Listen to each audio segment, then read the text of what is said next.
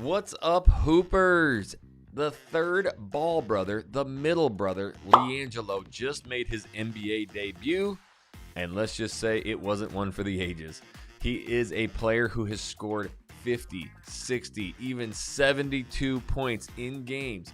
He's a player who came out of high school as the top player in the state of California, setting all sorts of records, averaging almost 34 points a game, getting a full ride scholarship to UCLA, and then facing upwards of 3 years in prison. This is a player who can shoot the lights out, but why has he never had a fair shake in the NBA? Is it because of just his past? Is it because of his play? We're going to break down the crazy stories of Liangello Ball, and I'm also going to tell you the 3 reasons from a Hooper's perspective of why he has not made it in the NBA. And quite frankly, I don't think he will. I am your NBA white guy. I talk all things NBA hoops from a Hooper's perspective. And if you love that kind of content, then dunk that like button and make sure that you tap the subscribe button so that you never miss a thing.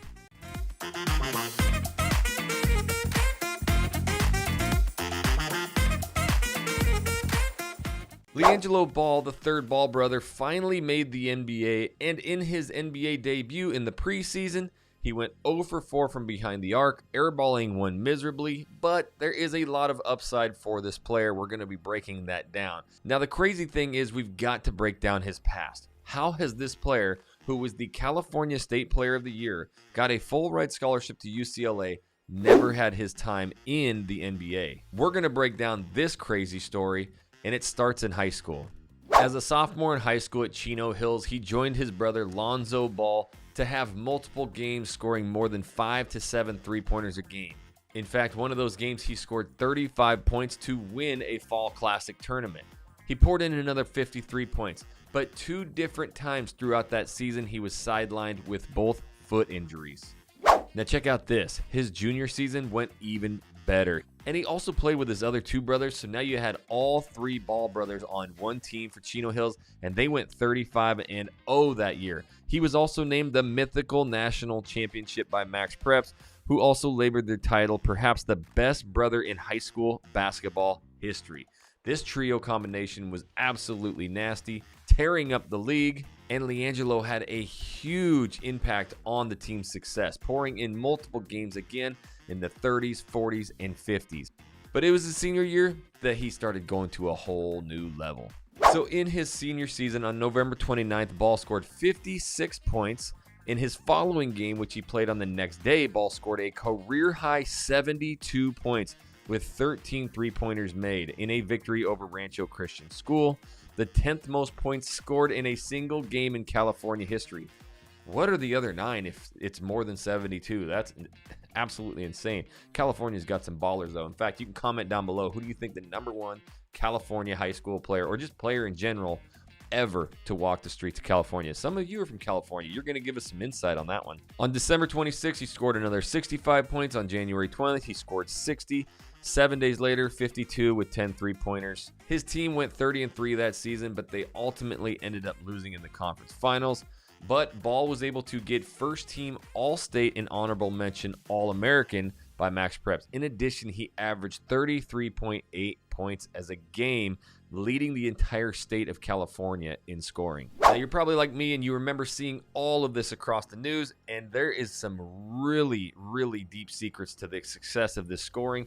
I'm going to break it down into 3 reasons why he can't make an NBA squad or won't, and that is the reason why this player scored so much. But first, the next craziest part is after Lonzo Ball goes to UCLA, has a great season. I think Lonzo Ball is one of the most underrated point guards in the NBA. Yeah, his shot is broke, but that dude can play some of the greatest defense, and he is one of the best distributors of the ball. In fact, that game with the Lakers, with LeBron, they both averaged triple-doubles. That's something that I actually really miss. People were tearing up Lonzo Ball because he couldn't shoot that well. You got to have guys like Lonzo on the team. He got his hand on everything. He had so many steals. He could lead the fast break. He always found the right person to pass to. That's what you need in a true point guard, and it worked very well with LeBron James. But his brother LiAngelo, he did not get those traits. But obviously the scoring and Lonzo Ball going to UCLA earned him a full ride scholarship to the University of California, Los Angeles. That would be your Bruins. And he didn't make it but about one practice, because while they were in China ready to play their first home opener game, your boy got busted, facing 3 years of prison for shoplifting at a Gucci store. Now, this not only led himself to have to go overseas, but then freaking LeVar Ball pulls Lamello and starts playing him overseas as well. Now, I can't quite think if that's a good thing or a bad thing. You know, it would have been nice to see Lamello finish out his high school career and go be an incredible college player. But maybe that early, visit to the across the pond playing against the old, European League and some of these tough players, it made Lamello who he is today, which is one of the top players in the NBA. But that's an absolutely crazy story because of LiAngelo's decision to rob a Gucci store. That also made LeVar Ball pull Lamello out of high school. And to me, it's just almost inconceivable to think about doing that as a father. But hey, they built up that brand and that family name to something big. But we really got to talk from a hooper's perspective of Liangello Ball's play, because from there, he's just danced around to a bunch of different leagues. In fact, he was in the Drew League, another league that he poured 50 points in one single game. But I watched all of his film, and I'm going to tell you why it just ain't going to work. Number one, you see how many three-pointers the guy can pour in. He can get hot. He can shoot the lights out. And although I do believe his shot is prettier than Lamello's and Lonzo Ball's, Lonzo's is just not pretty. It's something that if you watch, he shoves it from his face. So he shoots it really low. He's pushing it from the chest. It's a very easy shot to block. He does not have any bounce. So that's one thing that I noticed right away, is that it's a push style ball. It's easier to defend. The other thing that I really noticed was that in high school, he shot the lights out. In the Drew League, he shot the lights out. Both of those three-point lines are high school three-point lines. And you may not think it's a huge difference because we watch NBA every day. Their line is 3 feet farther back, and you're like, well, that's not a big deal. It's a huge deal. It was a big deal for me. Even college goes back 1 foot. And if you watch him in the Drew League, he's never shooting from deep. It's always the high school three-point line. And so when you watch him on the debut, with the Charlotte Hornets, this was something that he really struggled with. He was missing by a mile. He was shooting it way over. So he's not used to being 3 foot back. And that's something that really will kill him, because three-point shooting, I'm telling you right now, is his only strength. And it's only going to get crazier what I saw.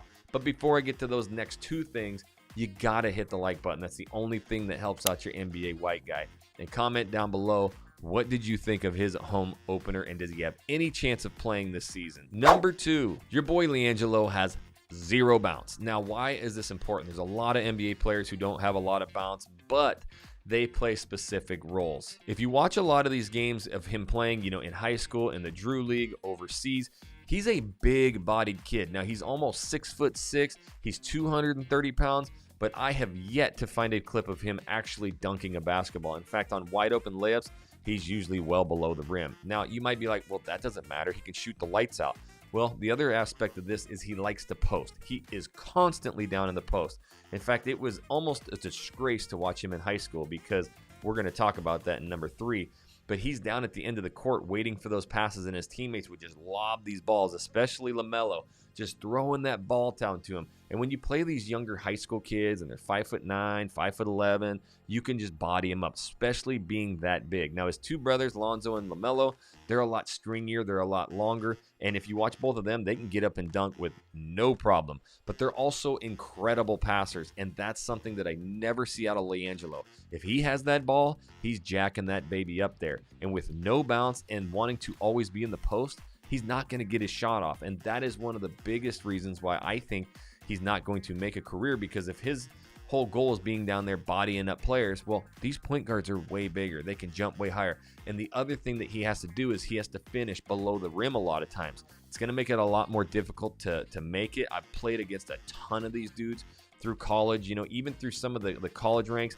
Big bodied dudes, they can make it, but when they can't finish high and they can't jump, you're going to see them doing a lot of flailing finishes and a lot of finger to try and get it up and under people, and they're trying to draw fouls, and it doesn't happen. It gets really ugly really fast. So I don't see him really posting anybody up, and the post-up game is gone. It's not like we're back in the day with your boy Gary Payton, posting everybody up as a point guard.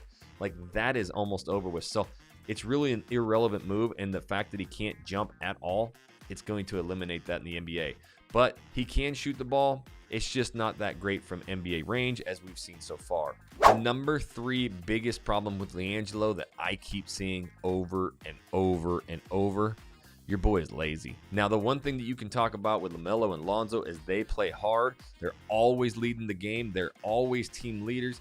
And LiAngelo does not have this. You constantly have to look for him in the frame because he's not bringing the ball up as a point guard. His brothers do very well. He's always down on the offensive end, so any kind of fast break, anything on the defensive end, you won't even see him in the picture typically. I'm going to tell you something else he does that is the truest indication of this.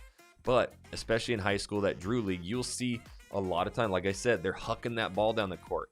He's a cherry picker. That's something we call in hoops, people who just sit down on that end. Their only focus is scoring. You're going to see it in a lot of just men's league, rec league stuff. Some dude who's too lazy to play defense, who just wants to pad the stats, he's going to be down on that offensive end.